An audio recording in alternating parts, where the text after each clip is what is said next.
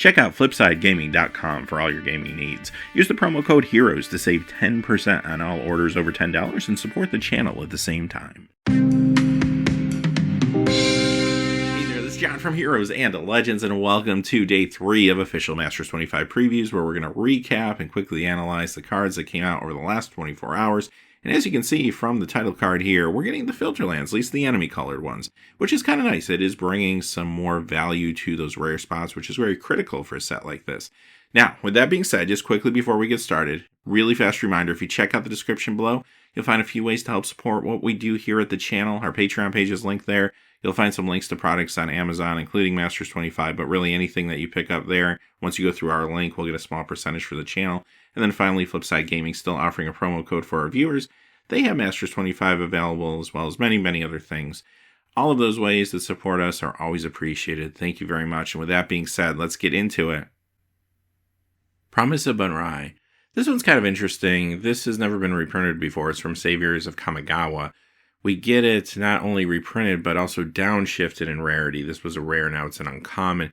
This card actually sees a little bit of modern play in Mardu Aristocrats, so that's actually kind of cool, and it feels like it would be a pretty good card to mess around with in Limited as well. So, pretty cool uncommon inclusion here, I think. Blue Sun Zenith. Not a lot to say about this one. It's a rare in the set, and you knew there was going to be a big card draw spell, at least one. They went with this one. This is a fine one, maybe a little newer, a little more contemporary than some of the older ones you could have been wishing for, I suppose. But it's just fine. Not a lot of value behind it or anything like that, but a card you will be happy to play, I'm sure, if you're deeply in blue in your limited games.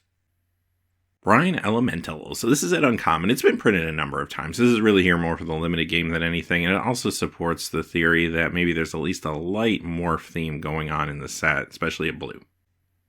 Fathom Seer, another card that plays around with the morph theme, and this one's from Time Spiral. It's a common. And this actually has seen some pauper play a little bit in the past, so not a bad inclusion here. And you can draw some cards when you activate this, but also, too, maybe there'll be some sort of reason to return islands to your hand. I guess we'll see as we see more cards. Gelera Master Polymorphist. This is one that got the downgrade. This was from Magic 2015. It was a rare there. Now it's an uncommon. It's not a card that I think a lot of people think about. I forgot this thing existed, quite honestly, but it's an interesting limited card, and I assume there's going to be some big creatures, maybe some targets for reanimation for the black cards that could cross over well into a potential black-blue deck using something like this as well as a backup, especially if you're in sealed or maybe your draft doesn't go all that great. Then it's nice to kind of have some backup cards like this to play along with the large creatures you might have picked up thinking you're going to be in reanimation or something like that. So it totally makes sense, and I'm glad it got the downgrade. Man O' War. Alright, this card's super sweet, of course. Now, it's been printed many times. It is here at Common, which is a good thing, because this is a powerful set, and it could use some powerful answers. Man O' War is a nice tempo card that can put back a large creature, and can disrupt things like reanimation, too, sometimes. Which, again, might be the reason it's here and at Common. So, we'll know more, of course, over the next few days as we see more of the set. But again, happy to see Man O' War. Always happy to play this in Limited. Merfolk Looter. Fantastic limited card. And this time it's at uncommon. Sometimes you see this printed at common, sometimes uncommon. Uncommon's just fine for it, I think. Great card to support a blue strategy, just generally in limited games. This can be very powerful, actually. Next is Reefworm. This is from Commander 2014. It's never been reprinted, so we've never seen this in foil until now. It's not a card that holds a lot of value or anything like that, but I do feel like it could be kind of interesting in the limited game or maybe even in Commander. Kind of an annoying card, honestly, because if you can't find a way to exile it, then you kind of have to go through this whole situation where this becomes a 3/3, then a 6/6, then a 9/9. So you kind of have to break the chain at some point. I mean, bounce spells, for example, would get rid of the tokens. That might be one way to go, but this will be an annoying card. I do kind of like the art on it, though. That's the art you see in the background as well. And, of course, they did show us the tokens for this card, too. Here they are, the fish token, the whale token, and the kraken token. Vesuvian Shapeshifter, yet another card from Time Spiral. I was kind of hoping to see Vesuvian Doppelganger just because I feel like that's a little more nostalgic in a lot of ways, but this card's fine, too. This is a rare. It doesn't have a huge price tag attached to it, but yeah, these things will run you a few dollars. It's never been reprinted before, so it's kind of cool to see it here. Hassan's Shade. Well, alright, you had to pick something from Homeland, so I guess this is just as good as most. And this card could be okay for you in limited too. It's uncommon, so it'll come around a little bit. Protection from white, that can be relevant from time to time. It's also a 5/5 for 6, 3 on color. However, Dark Rituals will be a common, so might not be super hard to pull off getting this out early, and that could be kind of interesting. Frenzied Goblin. Okay, this gets the downshift this time around to common. It's been reprinted many times at uncommon, but now that it is a common, it could enter the world of Pauper. Don't know if it'll make a splash there or anything, but still. Now, aside from that, I think it's good to have this a common in your limited game. I'm assuming we're going to see some big creatures, powerful creatures, especially as the week goes on. And if you're running maybe a goblin deck, it seems like maybe we're getting the pieces to do that. You're going to need a way for your goblins to get by some of these large creatures, especially later in the game. And all of a sudden, a card like this becomes very important. So I'm hoping to see a lot more goblins over the course of the next few days. But stay tuned. We'll find out kind of where they're going with this. Also, too, just wanted to point out it gets some new art, which is always cool. Hordling Outburst, another card that got the downshift from uncommon to common. So a card that enters Pauper yet again. This one I think might be decent in some Pauper decks. I'd at least want to try it out. Aside from that, though, it does appear that maybe there is going to be some tribal goblins happening, and that's actually pretty exciting for the limited game here. Invigorate. This is back again from Eternal Masters. It got upshifted to uncommon there, and it's still uncommon. I think that's just fine. You don't need these things running around at common in your limited game. They're very powerful, and there's not really a strong feeling that needs to be reprinted in large quantities for financial reasons or anything like that. But this is a fantastic card, very powerful, and has seen play in Legacy and Infect decks. Master of the Wild Hunt. Okay, this is one of the mythics. Now, Master of the Wild Hunt, okay, I get it. It's not Liliana and such, but there is at least some value attached to this card. I'll give it that. It is from Magic 2010. It's never been reprinted. Original versions run you about $11, $12. The foils around $25, $30. So, value-wise, it's not the worst thing they could do with the mythic spot. It is a very powerful card. I was thinking about this. I mean, could they have put this at rare? Maybe in a very powerful set like this one, they could have gotten away with it. But this is a strong card. If you don't have an answer to this card, you're basically going to lose to it pretty quickly. I have played this in cubes, even power cubes, and had a lot of success with it. So it does have a pretty nice power level attached to it for sure.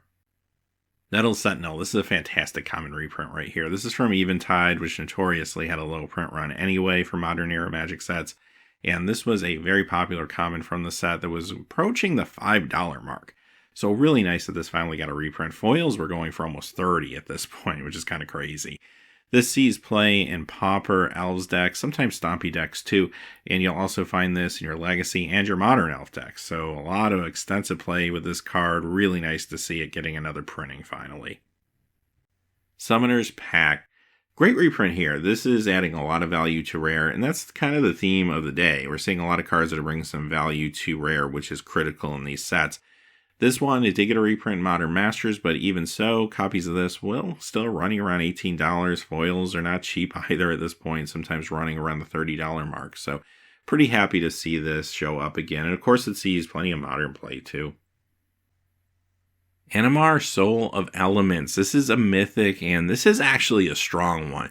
Now, I realize not everybody plays Commander. If you're not a Commander player, you might not be too interested in this. But Commander players, I think, will be very happy to see this. This comes from Commander 2011. It's never been reprinted. And this is not a cheap card. It will cost you about $30, and it's never been printed in foil before. So those foils are going to be very sought after. This isn't always the type of cards you think of when you think of mythics and these master sets. A lot of times you're going to be drawn to the shiny cards like Jace the Mind Sculptor, right? But this is actually a really good inclusion here. Grenzo Dungeon Warden from Conspiracy. This is a rare. It's never been reprinted before. Not a high value card. I mean, you can pick these up for a couple dollars, but foils will run you a little bit. Foils of this are about $10 because it is popular in casual scenes like Commander. So for that reason, it's kind of cool that it is here, but it is another a little bit lower value rare, and it will disappoint some. Nicol Bolas. I knew this had to be here. So they brought the original Nicol Bolas back, and they gave us the From the Vault art. This is the first time we're getting this art that's not from the Vault series, so it won't have the specialty foiling, which a lot of people don't like. So this kind of just had to be here, because if you think about nostalgia, and if you do remember back in those days, if you played back in those days, This card was really eye-catching. I mean, all the Elder Dragons were very eye-catching. Legends was the first set to have gold cards, which was pretty cool to begin with. And then when you saw these giant dragons with these huge casting costs, it just really captured your imagination. You just wanted to play with those cards, even if you knew it was going to be a struggle to get them out on the battlefield. You still wanted to play with them. But having Nicol Bolas be the one that they choose kind of makes sense, of course, because this card went on to play a major role in the lore. This character, of course, still very, very relevant today, and is even on all the packaging for the Summer's Core set. So, very, very happy to see this card reprinted. Strionic Resonator. This one's from Magic 2014. It's never seen a reprint before until now. And is a card that sees some play in like Commander and casual play. It's not something that's super expensive, about $5 or so, but that's not bad for a rare. I'll take that. It does play well with the Polymorphous too, if you happen to pick those up in a draft. Ash Barons. This is an awesome inclusion here. It got the bump up technically to uncommon. This was from Commander 2016. They considered it a common there. It might have been a little overkill to have that in your draft environment as a common, so I'm fine with uncommon. And the card actually exploded not too long ago as Pauper became more popular, and it's played in numerous decks in that format. And recently it's kind of settled down a little bit as the demand started to wane slightly and people were getting their copies. It was still going for about $7, $8, so this is a very welcome inclusion. I didn't know if we would see this because this kind of exploded recently and probably wasn't on Wizards' radar when they were creating this set. However, if you have to pick something from Commander 2016, this is a fantastic choice. That's probably what they had in mind even prior to the card getting hot. Alright, let's talk about these filter lands real quick. Now, we're getting the enemy color lands. These were all from Eventide. The allied colors were in Shadowmoor. And if you had to choose between the two groups, this is the better group, I think, just because of the, first off, financial value and playability factor at this point. Also, Graven Karns is in the allied color series, which has been reprinted a few times now. So, if they're only going to do 5 in a cycle, this was the right half of the cycle to do. And like I said at the top of the show, I mean, these do hold some value. You're going to find that they all see modern play to some degree, and they're all $20 to $30, sometimes a little more than $30 pickups. So this is really a fantastic reprint here. These were much needed because they really do feel overpriced for the amount of play that they do see.